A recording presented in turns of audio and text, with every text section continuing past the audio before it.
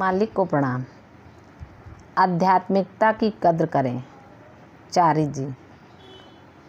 प्रिय बहनों व भाइयों, जैसा कि बाबूजी कहा करते थे, मैं आज अपने ही घर में मेहमान बनने में प्रसन्न हूँ, क्योंकि SRCM भारत इस अधिवेशन की मेज़बानी कर रहा है और अमेरिकी मिशन के प्रधान होने के नाते मैं इसकी अनुमति देने के लिए उनका आभारी हूँ। मैं सबको ये जोर देकर बताना चाहता हूँ कि इस सभा भवन में इस प्रकार के सेमिनार को आयोजित करने की पहली बार अनुमति दी गई है। इससे इस भवन की महत्ता प्रदर्शित होती है। मैं आशा करता हूँ कि इसके आध्यात्मिक मूल्य इस गोष्ठी में फैल अगले कुछ दिनों के दौरान आप सब में रिस जाएंगे।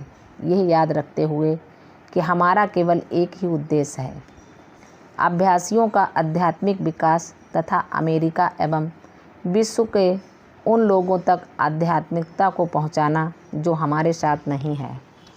मैंने रिपोर्ट सुनी। मैं खुश हूं कि मिशन स्वस्थ है। 2 और आश्रम अमेरिका की धरती पर बन रहे हैं, परंतु जहां तक अभ्यासियों की संख्या की बात है, मैं प्रभावित नहीं हूं, क्योंकि पिछले वर्षों में मैं इसमें वृद्धि की बजाय गिरावट देख रहा हूं। मोलेना के आने से पहले जब हम अमेरिका में किराए के स्थानों पर मिला करते थे, तब अभ्यासियों की संख्या अधिक थी। उनमें अधिक उत्साह, अधिक सहभागिता, अधिक उत्सुकता थी। शायद उस समय का मिशन एक उछलते हुए शिशु की भांति था, जिसने हमें स्फूर्ति का विचार दिया, विकास के लिए उत्सुक, परंतु हमारी प्रकृति व चरित्र का मिशन एक आध्यात्मिक संस्था, जो मेरे मालिक ने कहा है भविष्य में शताब्दियों तक रहेगी। उसके जीवन का अभी तक मुश्किल से 1 मिनट भी नहीं बीता है और यह सोचना जल्दबाजी होगी कि मिशन यौवनावस्था को दूर लड़कपन तक भी पहुंच गया है। मिशन अभी इस संसार में अपने बचपन में ही है। आप जानते हैं कि मैं भूमि विज्ञान का छात्र रहा हूं और उसमें हम एक भूतत्व विज्ञान का विषय भी पढ़ते हैं। जैसे एक के ऊपर दूसरी तहें बनती जाती हैं, जैसे कि पर्वत को यदि लंबावत काटें तो आप सभी तहें देख सकते हैं। आप में से जो रुचि रखते हैं इस विषय पर गौर कर सकते हैं। यह एक अत्यंत सम्मोहक विषय है। क्या सर्वप्रथम आया, क्या उसके बाद आया? निश्चय ही आप समय को पतले पतले टुकड़ों में नहीं काट सकते। यहाँ समय रेखाएं हैं, परंतु जब हमारी जैसी संस्था के विकास की ओर देखते हैं तो अवश्य कोई समय होगा जब जैसे एक सभ्यता के आधार मूल समय बीतते पुरातनता में लुप्त हो जाते हैं और फिर कई बार पुरातत्व वैज्ञानिकों द्वारा खुदाई करके गांवों, सड़कों, इमारतों के रूप में सभ्य जीवन के अवशेष प्रकट होते हैं। हम समझते हैं कई शताब्दियों पूर्व हमारा आधार मूल भी समय में एवं अंतरिक्ष में होगा, क्योंकि अंतरिक्ष और समय मिलकर वास्तविकता को स्थापित करते हैं। जो ये संसार है, मुझे आर्थिक तंदुरुस्ती की परवाह नहीं है। आर्थिक रिपोर्ट मेरे लिए खास मायने नहीं रखती, सिवाय इसके कि यह हमारे कल्याण में योगदान देती है, हमारे भौतिक शरीर के लिए, जिसे अपने आध्यात्मिक जीवन जीने के लिए स्वस्थ स्फूर्ति शक्ति का अच्छा आधार चाहिए। हमें बाबूजी के दोहराए गए कथन को कभी नहीं भूलना चाहिए कि यह संसार एक विद्यालय है। हम यहाँ केवल आगे बढ़ने और गुणात्मक वृद्धि के लिए ही नहीं हैं, वह तो हम बहुत कम उत्साह और उद्देश्य के साथ करते हैं, वह भी ऐसी शक्तियों के दबाव से जो हमारे नियंत्रण से परे हैं। यहाँ गुणान का प्रश्न आपके आत्मिक विकास का प्रश्न है। यही इस विद्यालय का प्रयोजन है, जिसे हम पृथ्वी या संसार कहते हैं, और संभवतः विभिन्न राष्ट्रों को इसकी कक्षाएं समझ सकते हैं। इतिहास, भूगोल और धर्म के लिए नहीं वरन संस्कारिक समायोजक के लिए कैसे शांति को बिना प्रयास के इस तरह संभाला जाए कि जब उसका प्रयोग हो तो ना तो वह दिखाई दे और ना ही किसी को उसका आभास हो। ये कोई संयोग नहीं है कि हम संसार के अलग अलग देशों में अलग अलग सामाजिक एवं जलवायु संबंधी परिस्थितियों में पैदा हुए हैं, क्योंकि आत्मा अपने विवेक से जन्म से पूर्व ही ऐसा वातावरण चुन लेती है जो उसके भविष्य के लिए अनिवार्य है। एक जीवन काल में ही इस जीवन से मुक्त होने के लिए मैंने ये कई बार कहा है, लेकिन मैं स्वयं को दोहराने से अपने आप को रोकना नहीं चाहता हूँ, क्योंकि बाबूजी महाराज अपने माध्यम को दिए अपने संदेशों में कहते हैं कि अच्छी बातों को दोहराना ज़रूरी है, क्योंकि अच्छी चीज़ें हम स्वतः ही स्वीकार नहीं करते। एक अच्छी सलाह को स्वीकार करना अत्यंत कठिन है, क्योंकि किसी न किसी रूप में वह मानवीय अहम पर चोट करती है। ये ऐसे है जैसे अहम कहता है, ये व्यक्ति मुझे ये कहने का साहस कैसे कर सकता है, और स्वयं धीमे से फुसफुसाता है कि जो मुझे स्वयं मालूम होना चाहिए था, ये व्यक्ति क्यों मुझे नीचा दिखा रहा है कि जानते हुए भी मैंने उसका पालन नहीं किया, और अब मुझे इस व्यक्ति के प्रति आभारी होना पड़ेगा जो मैं नहीं चाहता। अतः मैं अच्छी सलाह को स्वीकार नहीं करता। ऐसा ही होता है। बहुत पहले जब मैं बाबूजी महाराज के साहचर्य में था, उन्होंने मुझे सलाह मांगे जाने पर भी इसे देने के विरुद्ध सतर्क किया था। उन्होंने कहा था, पार्थसारथी सलाह मत दो। यदि वे तुमसे कहें तो भी देने से पहले 2 बार सोचो, क्योंकि जो लोग सलाह मांगते हैं उनमें से बहुत कम उसे सुनने का इरादा रखते हैं। अनुसरण करना तो दूर की बात है, और यदि आप बिना मांगे सलाह देते हो तो तुम्हारे लिए एक भाई या दोस्त खो देने का खतरा है। इसलिए सहज मार्ग में अधिकतर निशब्द व मौन सभाएं हैं जहां हम संप्रेषण करते हैं। ये कोई आश्चर्य की बात नहीं है कि ध्यान सबसे अधिक सशक्त माध्यम अथवा क्रिया है, जिसमें हम मौन में ही जानने योग्य सभी परम आवश्यक चीज़ें सीख जाते हैं। और एक विधि जो मैं समझाता हूँ अतुलनीय रूप से अधिक प्रभावकारी है, वह है संप्रेषण, जो मेरी जानकारी में केवल सहज मार्ग में ही विद्यमान है।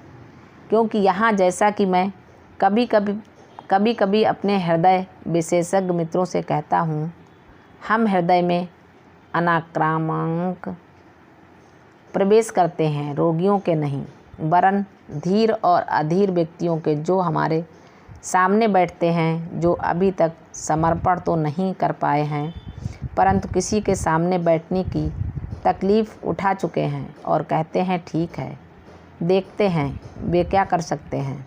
बस इतना काफ़ी है, क्योंकि बाबूजी कहते थे, एक बार बांध के फाटक खोल दिए जाएं तो जल का प्रवाह जो बांध ने रोक रखा था नदी की तरह बह निकलता है। हृदय का अनाक्रामक भेदन सौभाग्य से आप उसे नहीं जानते, आप उसे महसूस नहीं कर सकते, क्योंकि यदि आप यह कर सकते तो आप उसका प्रतिरोध करते, और आप ये करते भी हैं, हमेशा नहीं लेकिन काफ़ी बार, जो आपकी स्वयं की प्रगति में बाधा डालने के लिए पर्याप्त है। हम उन बच्चों एवं शिशुओं की भांति हैं जो माँ की दी हुई बोतल का प्रतिरोध करती है, गलगल करते हैं और दूध बाहर निकाल देते हैं, परंतु एक सहनशील माँ दूध के नष्ट होने का बुरा नहीं मानती। वह कहती, ठीक है, मैं फिर से बोतल भर लेती हूँ और कोशिश करती हूँ। अतः सहज मार्ग मेरे विचार में, मेरे अनुभव में, हृदय के इस प्रकार के बदलाव के लिए श्रेष्ठतम है। जीवन में हृदय को बदलने का अर्थ है हृदय को आवश्यक ढंग से बदलना, ताकि वह केवल एक के बजाय एक मानवीय हृदय बन जाए। अतः कृपया याद रखें कि जितना आप समर्पण करेंगे, जितनी आप अधिक अनुमति देंगे, यहाँ समर्पण कोई अपमानजनक क्रिया नहीं है। यहाँ आप अपनी इच्छा शक्ति और सभी चीज़ों को समर्पित कर देते हैं। यहाँ समर्पण का अर्थ है कि मैं अपने हृदय में एक अदृश्य हस्ती को घुसने की अनुमति देता हूँ। इकलौती अदृश्य हस्ती जो हृदय में घुस सकती है वह है ईश्वर और शक्तिहीन शक्ति, जिसे वे हमारे बदलाव के लिए इस्तेमाल करते हैं ताकि हमें अपने जैसा बना सके। अतः इन सिटिंग में हम बहुत कुछ प्राप्त करते हैं। बल्कि बाबूजी कहते थे कि यदि कोई व्यक्ति 100% सहयोग देता है तो एक सिटिंग ही पर्याप्त है। निश्चय ही वह एक आदर्श है जिसे पाने की हम बारंबार आशा करते हैं और उनकी कृपा से हम काफ़ी लंबा जीवन पा लेते हैं ताकि सने सने अधिकाधिक समर्पित हो सकें। कभी कभी जैसा कि शायद आज की सिटिंग में हुआ, हम स्वयं की अपने शरीर की पूर्ण चेतना इस हद तक खो देते हैं जिससे पूर्ण भेदन संभव हो सके। कम से कम इस सिटिंग में हुआ। एक और उच्चतर पहलू है जिसके विषय में हम कुछ नहीं जानते। वह है जब हम सो रहे होते हैं, यदि सौभाग्य से मालिक स्वप्न में दिखाई दें तो ये शायद उनकी कृपा का अति उत्तम खूबसूरत प्रतीक है। हमारी जागृत चेतना के दौरान अपने प्रतिरोध को जीतने के लिए हमें उनके विशेष ध्यान, व्यक्तिगत ध्यान के योग्य समझते हुए वे हमारी नींद में हमारे पास आने का कष्ट उठाते हैं और हमारे लिए ऐसी चीज़ें करते हैं जैसे एक शिशु को बोतल से दूध पिलाना। अक्सर जब शिशु या बच्चा अगली सुबह उठता है तो वह इस बात से अनजान होता है कि माँ पिछली रात को उसे उसका खाना दे चुकी है। नींद के दौरान दीक्षा यह एक अत्यंत उच्च स्तरीय आध्यात्मिक क्रिया है और इसे उनका आशीर्वाद समझना चाहिए। ये स्वप्न नहीं है, यह अस्तित्व की चेतना की स्थिति में मालिक की वास्तविक उपस्थिति है जो केवल सौर मंडल संबंधी नहीं है जैसा कि मनोवैज्ञानिक विषयों संबंधी पुस्तकें बताती हैं। यह एक श्रेष्ठतम स्तर है जहां गुरु स्थायी रूप से सर्वस्व विद्यमान है। जब वे कहते हैं मुझे इस पर ध्यान देने दो, उनके ये कहने से ही उसी क्षण कोई कहीं भी हो, अमेरिका में, ताहिती में, नॉर्वे में तो कोई न्यूजीलैंड में, उनकी कृपा पा लेता है। अतः ये एक सुझाव है। ये इस बात का भी स्पष्टीकरण है कि हम सोने से पहले प्रार्थना क्यों करते हैं। हमारी सहज मार्ग प्रार्थना की क्रिया जो बिना होठ हिलाए निशब्द रूप से दोहराई जाती है, इनकी उपस्थिति को आमंत्रित करती है और कहती है, प्रभु हाँ, यदि मैं चाहूँ तो अपनी जागृत अवस्था में आपको देख सकता हूँ, चाहूँ तो आपको महसूस कर सकता हूँ, और यदि मैं अपने प्रतिरोध, अपने अहम को आपको समर्पित करके उन पर विजय पा सकता हूँ तो मैं कुछ भी नहीं हूँ। मैं अस्तित्वहीन नहीं हूँ, क्योंकि यदि मैं अस्तित्वहीन हूँ तो मेरे मालिक को मेरी आवश्यकता नहीं है। मैं शून्य तुल्य हूँ, लेकिन कृपया मेरी सुप्त अवस्था में वह करें जो ज़रूरी है। मैं इस प्रार्थना के माध्यम से आपको मेरे अस्तित्व की स्थिति में भी व्याप्त होने के लिए आमंत्रित करता हूँ, और जो मेरी जागृत अवस्था में संभव नहीं उसे पूर्ण करने के लिए आमंत्रित करता हूँ।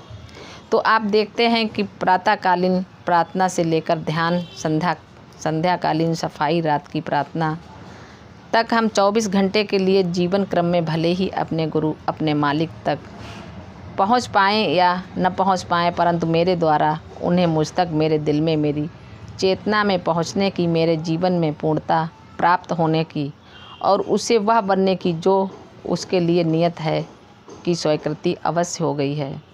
मत भूलो, ये कहना अत्यंत सरल और मतिहीन होगा कि वे हमें वह बनाते हैं जो वे चाहते हैं। नहीं, वे हमें वह बनाते हैं जो हमें बनना है, जो हमारी नियति है, उस मौलिक अस्तित्व सृष्टिकर्ता का हिस्सा जहाँ से और जिससे हमने स्वयं को विलग कर लिया है और यहाँ आ गए हैं, जिसे आज मलिन संसारिक भौतिक जीवन कहते हैं। परंतु मेरे विचार में इस कीचड़ में भी सुंदर गुलाब गुलाब खिल रहा है। जैसा कि हम भारत में कहते हैं कि अंधकारपूर्ण जगहों पर गंदी परिस्थितियों में भी कहीं गुलाब कहीं लिली जैसे फूल खिलते हैं, जो इस बात की ओर संकेत करते हैं कि उस भद्देपन में मलिनता से भी उबरने के लिए मौका विद्यमान है। आपको ढूंढना नहीं पड़ा। आप भाग्यशाली हैं कि आपको ये उपलब्ध है। आपको ढूंढना नहीं पड़ा, आप सब वहाँ हैं और पा चुके हैं। इसका उपयोग करो। गिलहरी की भांति मत बनो जो काष्ठ फल ढूंढकर उन्हें कहीं दबा देती है और फिर अवसर सर्दी में बर्फ़ सिवा अपने ही द्वारा संग्रहित काष्ठ फलों के ढेर के ऊपर मरी पाई जाती है जिन्हें उसने नहीं खाया। ये आध्यात्मिकता को संग्रहित नहीं कर सकते। मैं नहीं जानता हम आध्यात्मिकता जो हमें मिलती रहती है का क्या कर रहे हैं, परंतु कई बार ये मछली के गलफड़ों में से बहते हुए जल की तरह है। उसे जल को अंदर लेना पड़ता है और फिर उसे गलफड़ों के बाहर बह जाने दिया जाता है ताकि वह उसमें से जीवित रहने के लिए ऑक्सीजन ले सके। तो हम जीवन की इस नदी से अस्तित्व के सागर की ओर जाते हैं, जहां हम ग्रहण करते हैं और उसे अपने पीछे आने वालों की ओर ढकेल देते हैं। यही बाबूजी के कहने का तात्पर्य है कि लाला जी आनंद के सागर में तैर रहे हैं और उनकी आध्यात्मिक उपलब्धियां उनके उत्तराधिकारी को पहुंच रही हैं। हम रखने के लिए नहीं, देने के लिए कमाते हैं। हम बनते हैं केवल दूसरों को अपने जैसा बनाने के लिए। हम दूसरों को सिखाना सीखते हैं। याद रखो, जीवन यही है कि हम जो भी अर्जित करें उसे दूसरों को दे दें। शरीर अपने विवेक में, दिमाग अपने विवेक में अपनी ज़रूरत के लिए रख, बाकी से इसी उद्देश्य को पूरा करते हैं। आत्मा को अपनी पवित्रता, अपनी शाश्वतता के कारण स्वयं के लिए कुछ नहीं चाहिए। ये कोई अमेरिकी मिशन के अध्यक्ष की वार्ता नहीं है। मैं आपके इस थोड़े से दिनों के सेमिनार्स के पहले दिन कुछ बोलने के लिए विवश हो गया था। मेरे विचार में ये बहुत कम दिन हैं, क्योंकि मेरे लिए सहयोगिता एवं भाईचारे का अर्थ है स्थायी रूप से साथ रहना। बिछोह का एक भी क्षण नहीं है। यदि जल को अणुओं में विभाजित कर दिया जाए तो क्या हम उसे इस्तेमाल कर सकते हैं? नहीं कर सकते। यदि ऑक्सीजन और हाइड्रोजन को अलग कर दिया जाए तो बिल्कुल नहीं। यदि मुझे ऑक्सीजन को गैस के रूप में इस्तेमाल करना है तो वह एक ज़रूरत है जो मुझे नहीं चाहिए। हमारी हर ज़रूरत को हमारे लिए ज़रूरी नहीं होनी चाहिए। केवल हमारी स्थिति की कमज़ोरी ही दर्शाती है एक ऐसी स्थिति जिसमें हम सेवक बन गए हैं। मालिक बनने के बजाय हम सेवक बन गए हैं। धन के साथ भी ऐसा ही है। मुझे कभी भी इसकी ज़रूरत नहीं होनी चाहिए।